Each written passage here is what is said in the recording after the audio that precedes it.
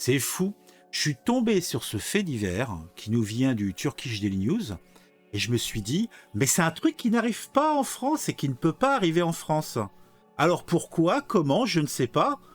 Bon, de base, la Turquie est un pays où la religion principale, c'est l'islam, d'accord. Il y a un président qui s'appelle Erdogan, qui est un gars plutôt chaud patate sur la question de la religion. Hein, il a de grandes prétentions pour son pays. Hein. Pour lui, l'objectif, ça serait de recréer l'Empire ottoman. Peut-être un rêve un petit peu lointain, mais pourquoi il peut rêver. Mais par contre, dans ce pays-là, quand un gars, dans le cas présent un Marocain, il demande à une caissière de porter le voile, bah, le résultat pour lui, c'est qu'il se retrouve dans un avion pour retourner au Maroc. C'est bizarre quand même.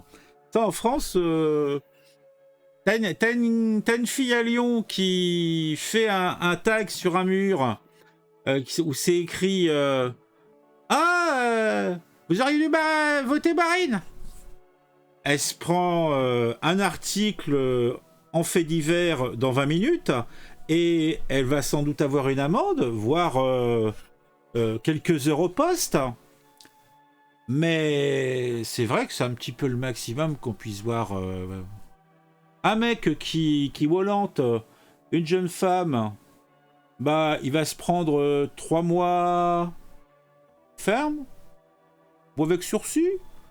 Et puis des trucs comme ça, des faits divers comme ça, on a tous les jours. Par contre, en Turquie, ça rigole pas. Pourtant, je m'étais dit, Turquie, c'est Erdogan. Le gars, il est à fond sur la religion. L'Empire ottoman, pour lui, c'est pour bientôt, etc. Le retour de l'Empire ottoman. Donc... Et là, je tombe là-dessus, donc je suis un petit peu sur le cul. Donc selon le Turkish Daily News, un citoyen marocain filmé dans un supermarché du quartier Desinyurt d'Istanbul, en train d'essayer de convaincre une caissière de porter un voile, a été arrêté par la police à la mi-décembre. Ça rigole pas là-bas, hein. Toujours selon le Turkish Daily News, Marwan El Alagui, alors aussi là-bas dans la presse, il donne les noms complets, hein. Il n'y a pas de Marwan Non, c'est Marwan El Alagui. Et puis il est marocain, hein. Ils disent tout, hein. C'est pas les mêmes lois que chez nous, hein. Aurait apostrophé la caissière en déclarant « Ils vendent de l'alcool et des cigarettes dans ce supermarché !» Normalement, vous n'êtes pas obligé de montrer vos cheveux. C'est un péché, pourquoi le faites-vous? Ah, qu'est-ce qu'il a pas dit, le mec, il se croyait au village, il croyait que c'était la fête du slip. Pas de chance pour lui, il y avait une gonzesse qui est dans le magasin qu'il a enregistré avec son téléphone. Ah, ça a fait, comme qui dirait, du chambardement. Donc, une femme qui assistait à la scène, qu'elle a filmée avec son téléphone portable, l'aurait alors interpellé en ces termes « Ici, c'est la République de Turquie. Êtes-vous au courant ?» Il lui aurait répondu « Je sais où je suis, merci à Dieu, mais c'est une terre d'islam ici, vrai ?» La femme lui a alors crié « Nous vivons dans un pays démocratique !» Oh là là! Il a été arrêté par la police après que la diffusion du film de l'altercation ait été diffusée sur les réseaux sociaux. Il est actuellement retenu au centre de détention de Tuzla en attente de son extradition. Autant dire que là, il n'y aura pas d'histoire de QTF ou compagnie en Turquie. Il va rentrer fissa à la maison. Le Maroc va l'accueillir. Peut-être sans trompette, mais va l'accueillir. Et ça sera bonheur. Donc d'ailleurs, il est déjà rentré au pays. Mais je ne doute pas qu'on le retrouve bientôt dans les rues de Paris. Puisque le Maroc n'est qu'une étape pour lui, je n'en doute pas. Et en France, il n'aura pas ce genre de problème. Il pourra tout à loisir interpeller les femmes dans les supérettes, tout à loisir, pourquoi pas baffer des enfants qui ne respectent pas le code de la route en traversant autre part que dans les clous.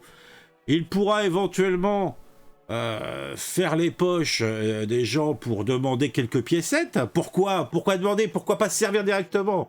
Et il ne risquera pas d'être reconduit à la frontière. Ça, c'est quand même un grand progrès quand même de notre pays. Donc, en tout cas, c'est pas fini. L'enquête a démontré plutôt qu'il n'en était pas à son coup d'essai, ayant déjà harcelé une autre caissière dans les mêmes conditions. Les charges retenues contre lui sont provocation du public par un discours agressif et haineux. On n'a pas dans notre code un truc équivalent provocation du public pour un discours agressif et haineux. Je crois qu'on a ça. On a même... D'ailleurs, la France est très très bien outillée. D'ailleurs, je crois même que on est un des pays du monde où on est le mieux outillé pour ce genre de choses. Hein. Mais par contre, c'est marrant. On l'utilise peu, en tout cas pas vers certaines populations. Ça, c'est étonnant. Ce fait divers qui peut sembler anodin est toutefois significatif. La police, surtout en Turquie, ne fait rien sans en avoir reçu l'ordre venant du pouvoir politique. On parlait d'Erdogan tout à l'heure.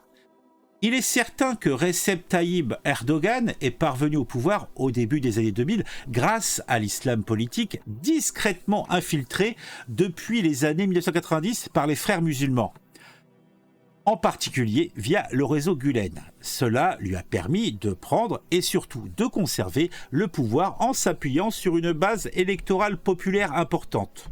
La confrérie Gülen lui a servi à neutraliser le risque militaire avant d'être elle-même écartée, car ayant trop pris d'importance, devenant à son tour un risque pour son pouvoir très personnel.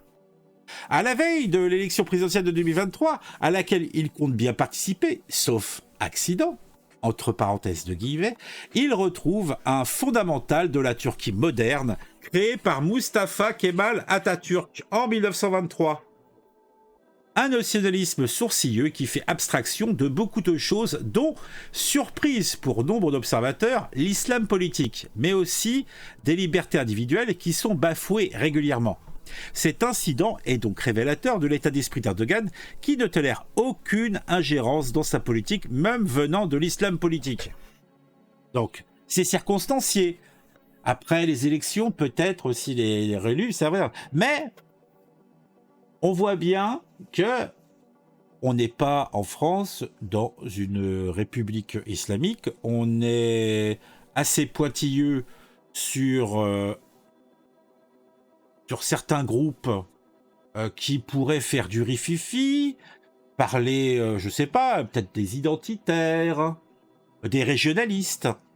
Là, par contre, la main de notre gouvernement est sévère. Alors peut-être, est-ce que l'analyse de cet article-là nous invite à penser qu'il en est de même pour notre gouvernement, puisqu'en fait, un homme politique reste un homme politique. Quelqu'un qui détient le pouvoir souhaite le conserver, et peut-être qu'il est important pour tous ces gens, c'est de montrer du doigt l'ennemi, hein, et puis... Ouais, bah c'est peut-être ça. Ah, je sais pas, moi. J'essaye de comprendre, mais vous savez, moi je suis quelqu'un de simple. Ah, bon, en tout cas, je pense qu'on a fait le tour du truc. C'était amusant. Moi, ce petit fait divers hein, qui s'est passé en Turquie me semble savoureux vu de Paris. Je sais pas pour vous. Mettez-moi en commentaire ce que vous en pensez. N'oubliez pas de mettre un j'aime, de vous abonner à la chaîne si ce n'est pas encore fait. Et puis, pourquoi pas, soyons fous. Oui, soyons fous. Pourquoi pas me suivre sur les réseaux sociaux. On se retrouve bientôt pour une nouvelle vidéo sur un sujet qui m'aura intéressé et qui, je l'espère, vous intéressera aussi.